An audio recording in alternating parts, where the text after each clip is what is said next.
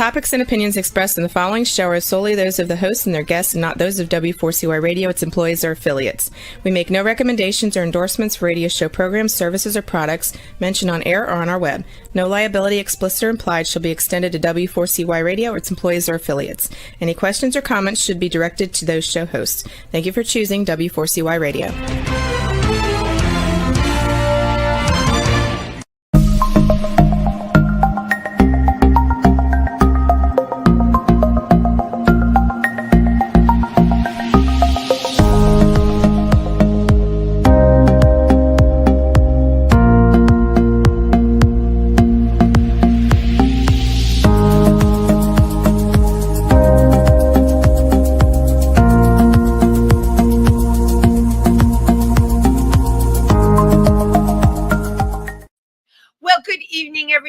And welcome to Triversity Talk. I'm Wendy Stewart, and I'm very happy to be with you all here tonight.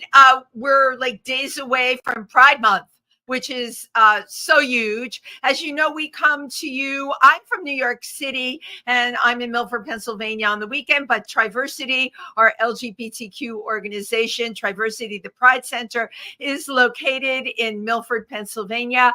And as I mentioned last week, I believe on the show, we just had the Milford Borough pass our Pride Proclamation, which is really, really great, you know, and we'll be having Pride events in Milford, and you'll come into town and see those gorgeous rainbow flags flying. So everybody is like very, very excited about that. So tonight is a different segment than I normally do. One of the things that I realize I haven't really covered in these shows, and I try, as you know, to cover everything, is domestic violence, right? Why it happens. It has no gender, no sexual orientation, and what do people do, right? Well, tonight we are very, very fortunate to have two amazing people here.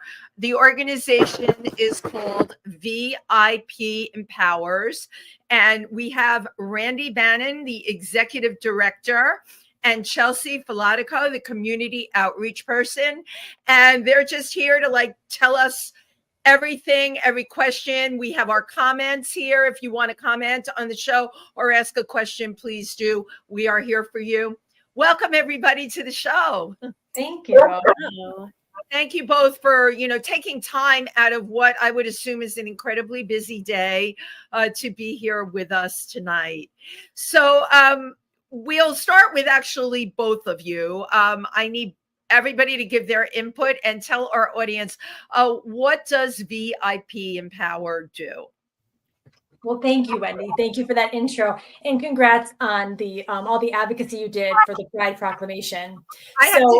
Triversity did the advocacy. You know what? We've got an amazing, we have amazing people, and then another organization, the Pierce Zimmerman Democrats, they all rallied for this. And it happened. So as you both know, right? It takes a village. Yes, okay. And we were happy to support that. We were happy, so that's a great win. So like you had mentioned, I'm Randy Bannon. I'm with Victims Intervention Program, and I have been with the agency for 11 years.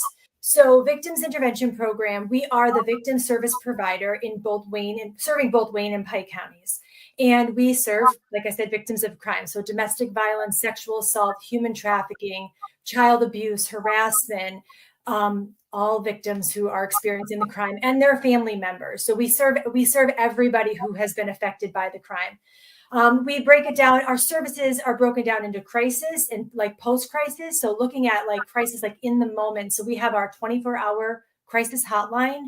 We provide medical accompaniments, legal advocacy, resources, referrals, any information that anybody needs in that moment to get them safe, to get them where they need to be, and to start that healing journey. So then some of the post-crisis services we look at, for the continuation of the healing. So the individual counseling, the group counseling, continued advocacy and accompaniment to the medical appointments, and legal advocacy for any criminal cases that might come up, and the civil advocacy for the PFA courts, PFA being protection from abuse. We have we serve men, women, children, everybody in the schools. We have a whole school project that we do as part of our outreach. I should have started with our mission is to educate, empower, and envision. So we are very empowerment based. It's not our goals, it's your goals. It's whatever you want to see for your life. So we educate the community on the issues of domestic violence, sexual assault, human trafficking.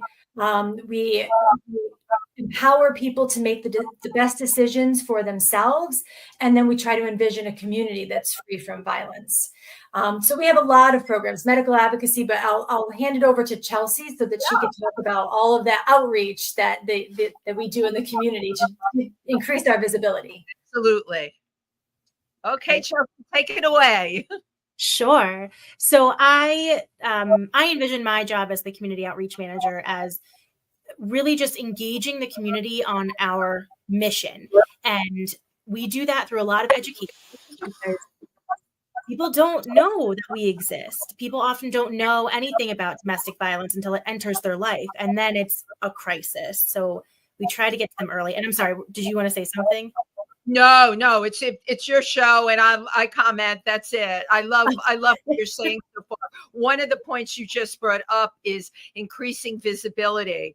Me, yes. Who knows about everything, I didn't know that you existed until Lisa Jenkins, yes, like community conversations with you, and yes. This is where that whole outreach, right, letting people know, starts to happen. Okay, please go on, Chelsea. Yeah, well, just to bounce off of that, I mean, we've been around in Wayne County for 35 years, but when it comes to Pike County, we're only on our 5th or 6th year. So we're new, we're babies out here. So really just trying to get the word out that we exist. And that's the majority of what my job is, to increase awareness and visibility of us and our services, and also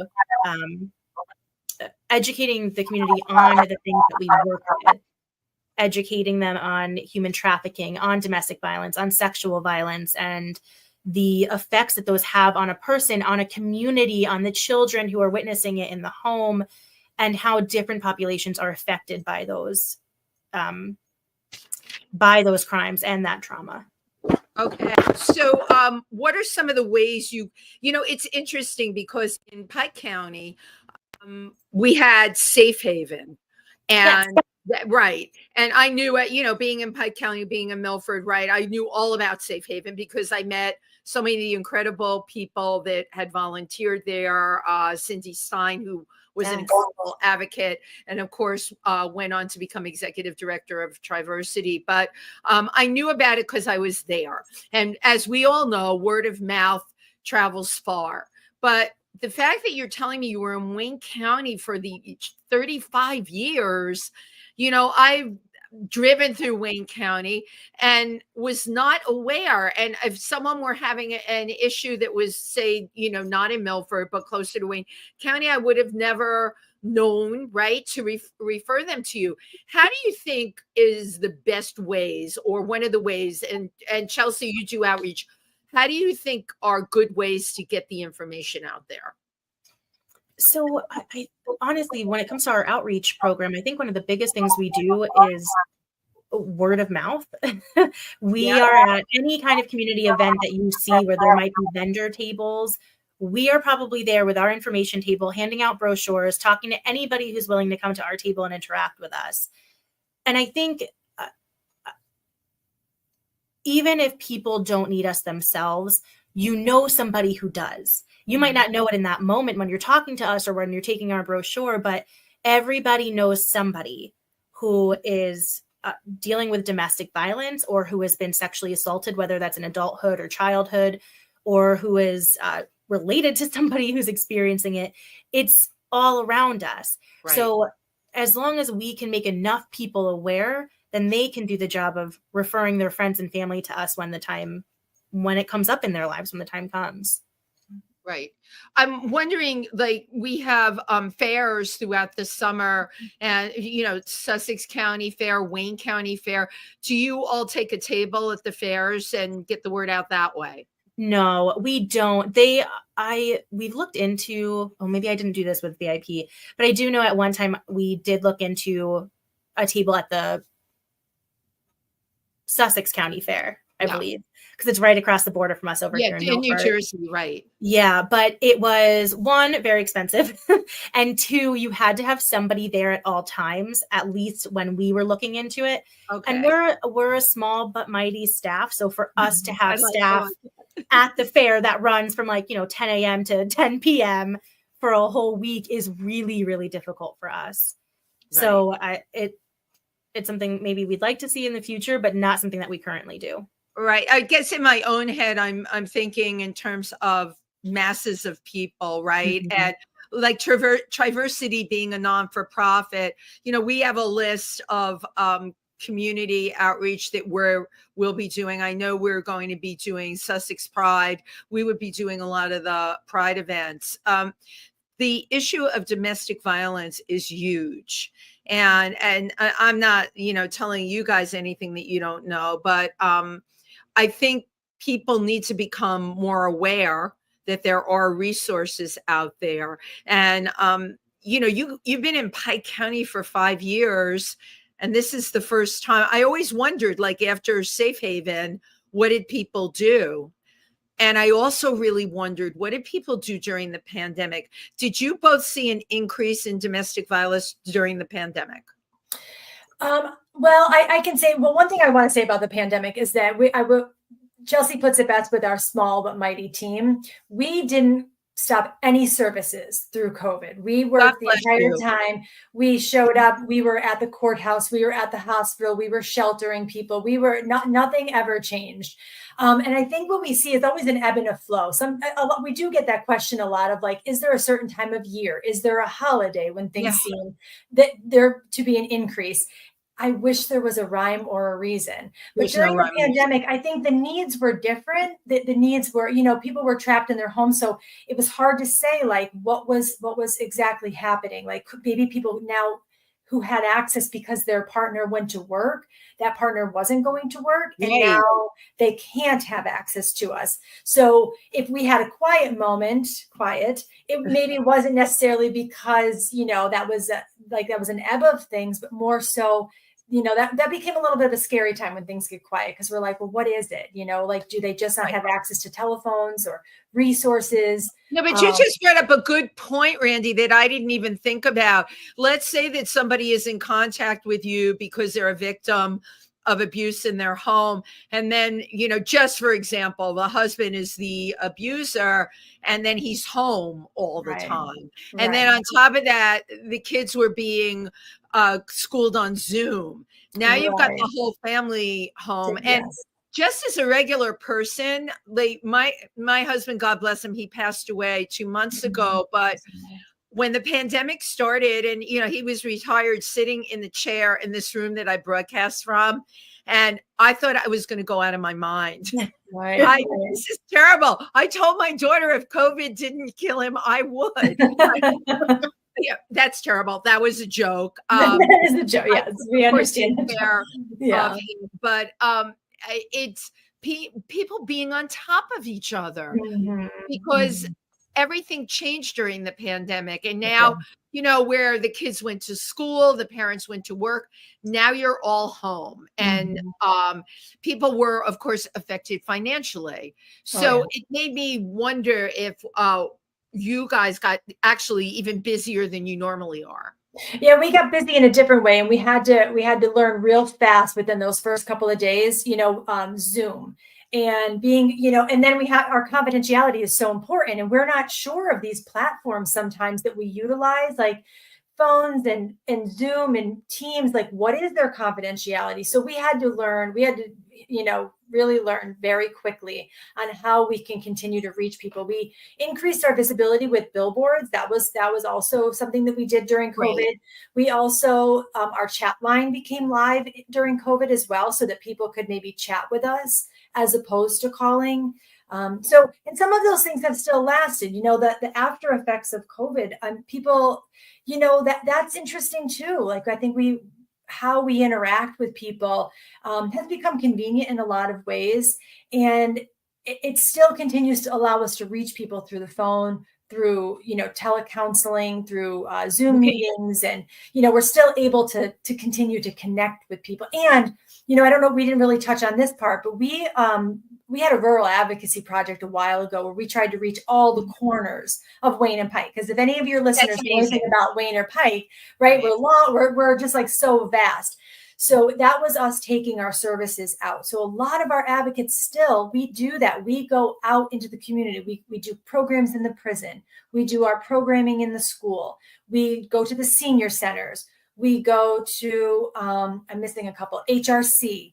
We used to do groups in PCDC, and that's something we're looking back into doing again. I'm missing one, psych rehab, so we're in, you do everything. You want to talk about small but mighty. Yeah, we'll go wherever. That's it. That's it. If there's a room and it's confidential, we will meet you there. And I love that. That would be a great tagline for you too. It's amazing to me how many people work for VIP Empowers. So we have 18 advocates who work for us. And we have 2 attorneys on staff as well. So yeah, we're a pretty vast team. I'm very impressed with what you do. And I have to tell you, the fact that you not only lost no ground during COVID, the fact that it seems even revved it up because you had to start thinking differently, right? Because we were all behind our masks. How do you reach people? The issue I have with what has happened post-COVID, and this is a personal thing, nothing to do with you. When my husband passed away, I wanted a support group, and that was in March. Do you know, I could not find a support group in person. They all met online. And even at our organization, Triversity, we had a support group for grieving, and we had it in person, and a person was running it, and we had it at the center. I could not believe, based out of New York City, and I called over 60 places. I could not believe that there was no room. You were talking about, there was no room where there wasn't a counselor and maybe, 6 to 10 people that had lost someone. And we were talking about it and sharing it in person. Why do you think that is? And this is New York City, Randy and Chelsea. I mean, I'm still going on about it because I really felt cheated and it was something I needed. Yeah, that is really hard. And I think we noticed that too with a lot of the trainings and bigger meetings that we have at a state level, where it used to be a conference that you would go to. You would take the time to travel there and get a hotel room and stay for a day or two and really meet people who sit at the same table and interact from different programs across the state. It's important. And we notice now they are all virtual, and it is disappointing. I mean, it's convenient that we don't have to get dressed. We don't have to leave our house. But you do miss this really fundamental aspect of connecting at a human level with people and reading body language and getting that one-on-one, where you don't get that in a Zoom or a big conference. Kelsey, thank you so much for what you're saying. I mean, I am so adamant about this. And again, I'm so busy. I have podcasts and I don't have the time, but I have even the counselors that have called me for, these Zoom programs. I'm like, no, you can call me when you put it together live. It's not that hard to do. Let's face it, AA meets in church basements and in synagogues and they have AA in New York meets every single night. Not only do they meet every single night, they've got 3 or 4 locations, more than that, in New York City. I don't understand why that can't be offered for everything, because Chelsea, to your point, other than the pandemic, there's something that is lost when you don't have the human interaction or the dimension of that. People do not connect on the emotional level. And although Zoom and, StreamYard and this podcasting is great, I think it's really terrific. I think we all really need to start thinking about everything becoming live. Yeah. Yes. We do. I'm happy to say that for a while, of course, we couldn't really do anything live or in person because of the pandemic and the restrictions. But as soon as we could, we did start putting on some awareness events and fundraisers that we could do in person. So most recently in April for Sexual Assault Awareness Month, we do a Take Back the Night, which is a bigger national type of event that we just bring to a smaller level in, usually we do it in Honesdale. But it was so nice to see the room filled with people this year, where our previous years, there's been a good group, but this year it just felt so different. And I don't know, it just felt really good. It was like COVID who? Yes, it was Right. great. Right. And, you know, there are people that are like, well, you know, I'm still afraid. My family is very much that, and I get it.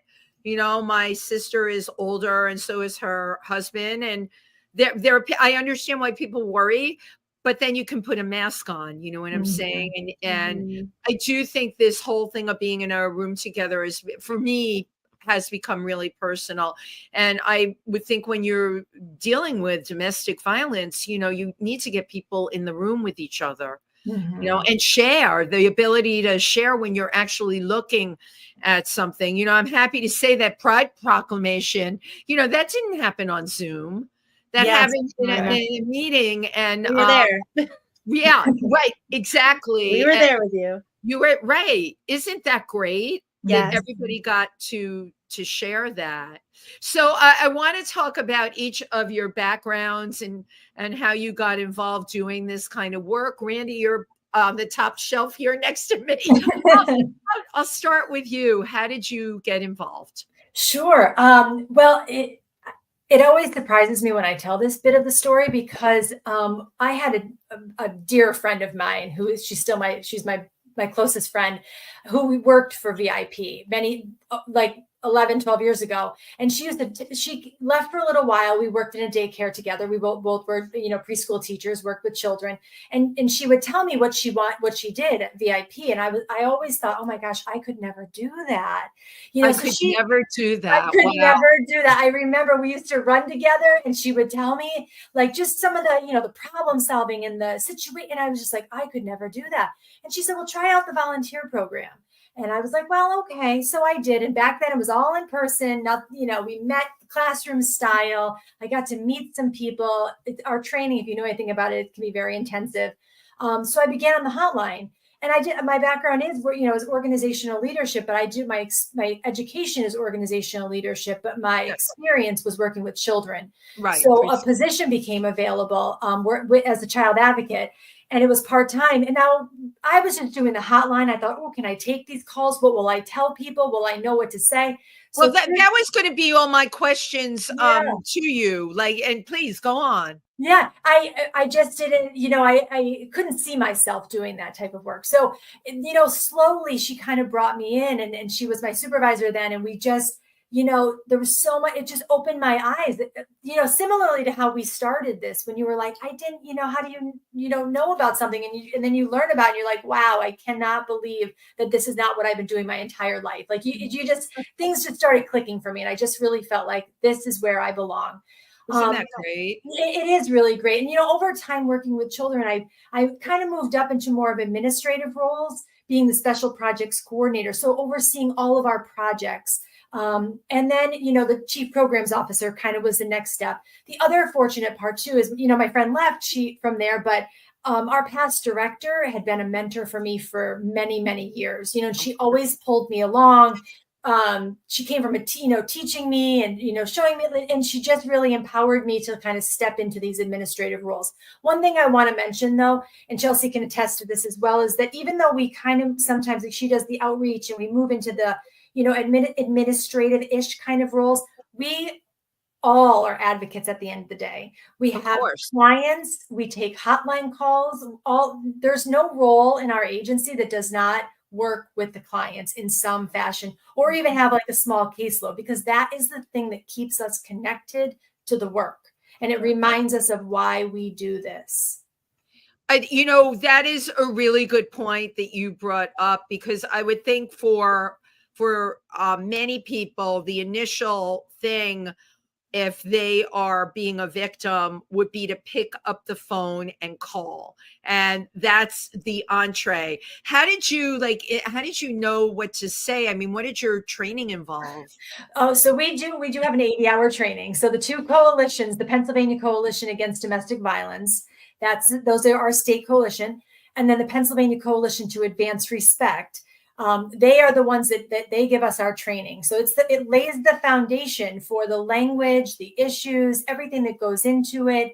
And then it was the advocates that I worked with over the years. I can remember back in the day sitting at the table with all the advocates. We were a really small but mighty team back then. Maybe there was about 4 of us, 5 of us at the most.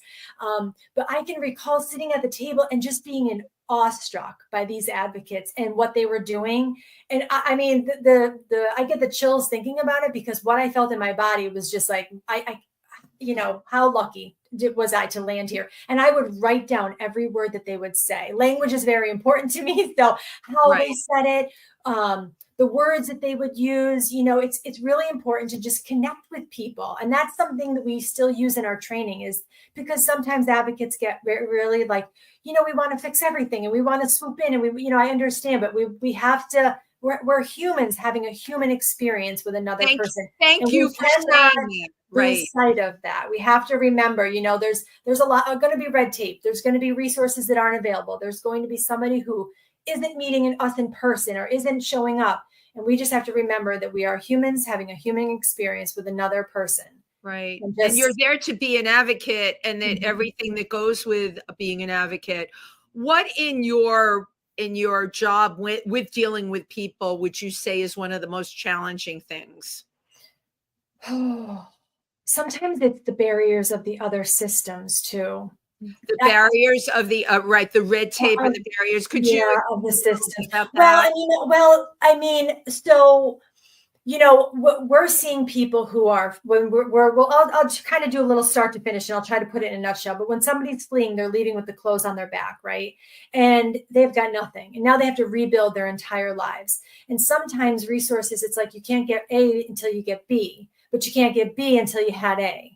Right. And then that's going to move you to C. And then it's just all of these little, there's a phone number over here and the phone number over there. And as advocates, that, we're not experts in people's lives. We try to be experts in resources, and we try to be able to help people navigate these systems. And these are the forms you need for this. This is the number you call. When you call, we try to help them come up with, what do you want to say? And that sometimes gets a little exhausting. It really does. Well, yeah, even as you're saying it, because I feel right. Let's just say the system is set up for the sake of the system. I mean, someone, you're right, leaves with the clothes on their back and 2 small kids, and may not be proficient at trying to fill out the correct forms or whatever. I would assume that you all are there to help them navigate the system, which to me is one of the biggest things involved. But also you probably have to do like relocation. Oh, absolutely. So oftentimes relocation is one of the programs. Safety is number 1, right? We want to get people safe, because when you're safe, you can then start to put the other pieces back together. And if we need to relocate them to family, that is something we could do. A bus ticket, a plane ticket. We have provided lots of different things to get people where they need to be. One program, though, that I'm really proud of, and especially within Wayne and Pike that we talk about, is our rapid rehousing, because now we can take them from being homeless, right, in our shelter, to having their own lease in their own place. Oh, that's but what that does is it keeps them here in the county. So if it's safe to do that, they are now still living in this county. We're not like, shipping them back to wherever, around the world. No, I got it. Here and let them, their kids are educated here. They're working here. They're productive members of, this community. How do you handle them with like a family, say the person that they left, and you relocate, say the mother and the 2 kids? the dad calls you up and says, I want to know where they are. How do you handle something like that? Right. So our agency is completely confidential. We fall under the privileged communication because of our training. So our standard language for anybody is that we can't confirm or deny anybody we're working with. So we can't confirm nor can we deny that we're working with people to protect their confidentiality. So that is a standard practice of ours. Right. So there's no way then someone could find out where a person is. Not from one of our Not through us. Right. Nope. Wow, that I got to tell you, that's got to be a very tough position to be in, because I'm sure you've heard all kinds of anger from the other side. Are you specially trained in how to deal with that? Well, with de-escalation, we do try to De-escalation. right? Like we try to be really, play with words to try to get people to, just understand our confidentiality and, and not alert them to anything. We try to just kind of send them on their way. I don't know. Yeah. Oh, that's all I'll say about that. That is really tough. When you're doing outreach in the community, Chelsea, what kinds of things do you encounter that might be challenging or negative? When it comes to outreach, I think sometimes what we do is heavy. It's really heavy. It can be really traumatizing for people who have been through it. So I think sometimes there's a little bit of we don't want to talk about that. Like we don't need you to come in and talk about this issue because it doesn't happen here. But we know it does. We know it's happening.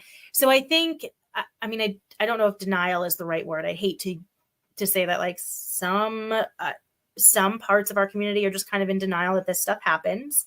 Right. And they don't see the value in our work until it's too late and they need us, if that makes sense.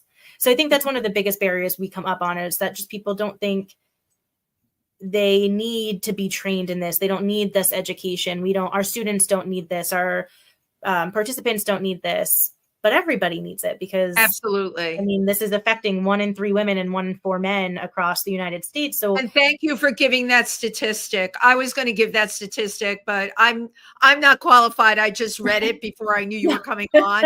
But coming from you, yeah, that is huge. That's a huge number. Right. Right. Now, how many in that number, and from your experience, how many of those people fall into the LGBTQ community? So nearly half, almost half of it. That's a big number. Yeah, I will say that half or nearly half. I don't really know like what the right wordage is here. Right. LGBTQ plus folks are experiencing some type of intimate partner violence or sexual violence in their lifetime. Half. That's staggering. It's staggering because you're just dealing with Pike and Wayne County, and that is a national statistic. I do want to put that out there though. Right. But it's still a huge statistic. And yes. I think, there has to be, and I know you're doing it, a lot more done with education, but you're right. The challenge is you want to come in and educate, and then you're being told, oh, it's not a problem here. It's swept under the rug, when it is a problem. Yeah, we know. Wow. So are you able to go into schools and discuss any of this? Sometimes. So we have a really great children's program. We have 4 child advocates on our staff. So during the school year, we don't see them. They are out of our office at the schools, physically in the schools, doing counseling with children who have been identified through the student assistance program. What is it called? The student what program? Student assistance program, or SAP. So each school has that. It's made up of counselors in the school who identify these kids as either direct victims or children who are witnessing violence at home. Right. And then our advocates can come in and do sessions with them at school, so they don't have to worry about traveling to and from our office after school hours. Parents don't have to necessarily make that trip around work. Right. And we do have programs that we can offer to students about everything, healthy Mhm. relationships, understanding consent, understanding red flags in relationships, and knowing the difference between what's healthy and what's not healthy, and understanding that what you see on TV isn't always the best representation of Yeah, love. thank you for saying that, because that brings us to the whole thing, how kids are affected by media, right? Yeah. And which is endless now because Mhm. of what is on the internet and what's on Instagram and Facebook and now TikTok. I would imagine, because you've been around for in Wayne County 35 years, nobody was dealing with that 35 years Mhm. ago. Right. Right now, it's got to be a huge part what kids are being exposed to. Mhm. Yeah. I feel like that, Wendy, I feel like that could be a whole nother, Oh, no, It's a whole it other is. oh my show. gosh.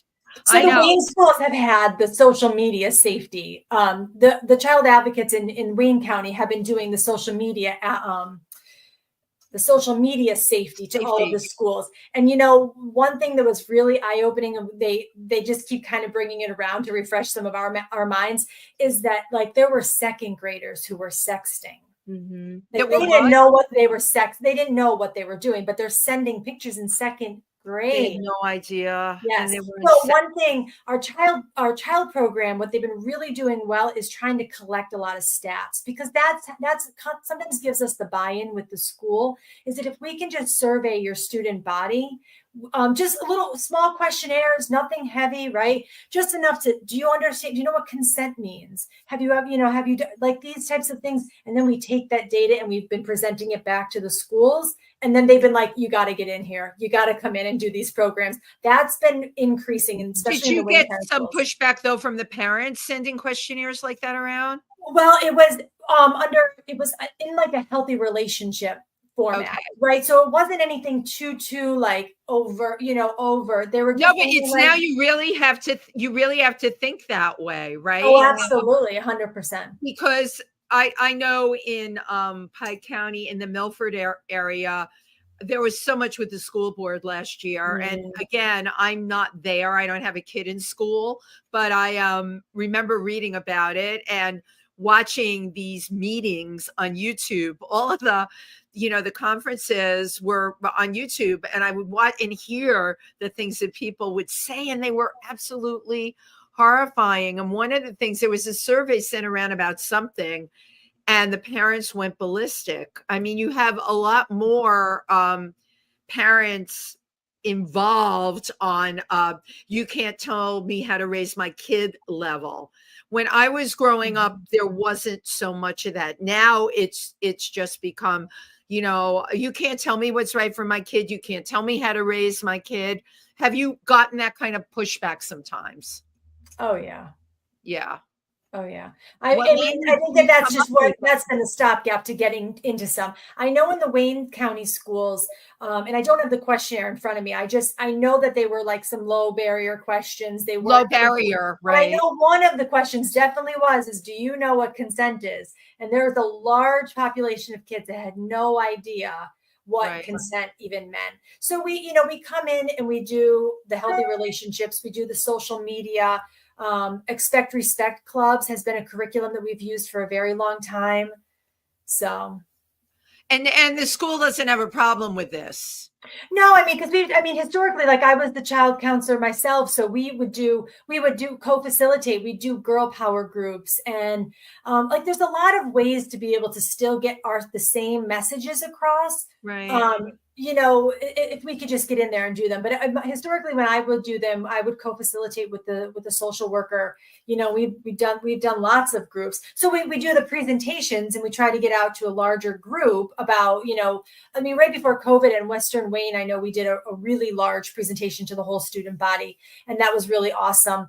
But it's really nice when we get small groups of students and do like, prevention programs, because that's really what it's all about, right? Like, I mean, unfortunately, a lot of the people we see, it's the crisis and then it's the after. But it's funny. I was going to ask you that. There is a large proportion after the crisis has It's happened. And after you the just crisis has happened, yes. And Right.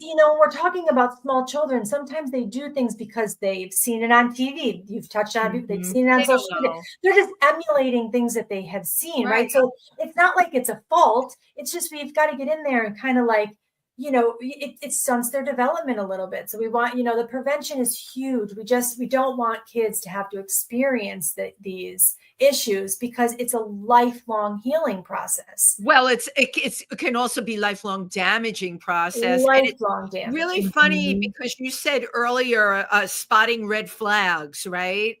I know adults that will tell me something about a relationship and I'm like, oh my God, that's a red flag. Do you understand that? And you look at them trying to comprehend what is making it a red flag. To be able to have interventions younger, right? And in terms of appropriateness, how people treat other people, consent, to be Mhm. able to navigate those waters at an earlier age, I think you're really giving them a gift. And Yeah. I want to thank you for what you're doing. Thank So you. in terms of funding, right, for what you do, how do you go about getting funding for what you do? So the two state coalitions I had mentioned before, those are our large funders. We do get some Okay, and credit. can we give a shout out to them again too? Sure, absolutely. PCADV and PCAR. So that's the Pennsylvania Coalition Against Domestic Violence and the Pennsylvania Coalition to Advance Respect. Those are our state I umbrella. love that. Pennsylvania Coalition to Advance Respect, right? Yes. Yes. So They and were then formally Formerly, the Pennsylvania Coalition Against Rape. And then just a few months ago, they rebranded to be a little more inclusive and to branch out of, I don't want to say like to branch out of sexual assault prevention and services, but to incorporate all types of oppression that lead to sexual thank assault. you. And that involved the word respect. Mhm. And exactly what that entails. So when you were both little kids, I'll start with you, Chelsea, on this one. Did you ever envision yourself like being this person that was going to go out there and help other people in this way? No. No, I wanted to be a teacher. And I think in some ways I get that teaching aspect in my day-to-day job. But no, I fell into this work kind of like Randy and like yourself. I didn't know that these programs existed until I was doing an internship at a courthouse my senior year of college. And I met advocates who work in a program similar to ours in Sussex County, New Jersey.